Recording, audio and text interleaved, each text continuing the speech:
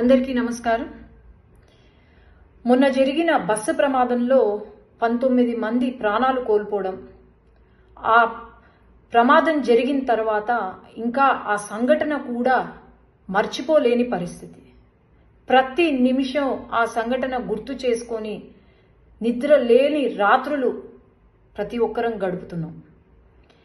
ప్రపంచం మొత్తము, దేశం మొత్తం కూడా ఇంకా బాధలో ఉంటే అప్పుడే ఎప్పుడులానే మరి సాక్షి న్యూస్ పేపర్, సాక్షి న్యూస్ వాళ్ళు శవ రాజకీయాలు, రాబందుల మాదిరే వాలి శవ రాజకీయాలు చేయడము మొదలుపెట్టారు.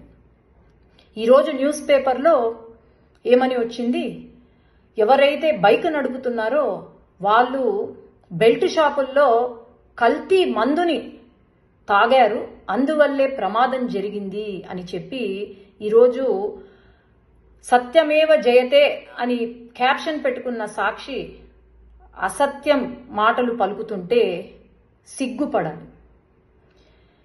ఏమన్నారండి, బెల్ట్ షాపులో పర్చేస్ చేశారు, అది మిడ్ నైట్ అంటే 12 దాటిన తర్వాత 2:30-3 గంటలకు మద్యము, కల్తీ మద్యాన్ని కొన్నారు, అందుకే ఈ యాక్సిడెంట్ జరిగింది అని చెప్పి నిజాలు తెలుసుకొని ఒక సాక్షి న్యూస్ పేపర్ కానీ న్యూస్ ఛానల్ని కానీ ఒక మహిళను అడుగుతుంది, భారతమ్మా నేను మీకు ఒకటే చెప్పేది, మీరు నిజంగా రాజకీయాల్లో ముందుకు రావాలి అని అనుకుంటే నిజం చూపియండి, కానీ అసత్యం చూపించొద్దండి.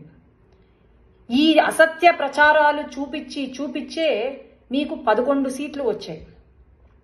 ఇంకా ఇలానే కంటిన్యూ అవుతే మీకు ఆ ఒక్క సీటు కూడా రాదు అని నేను చెప్తున్నాను.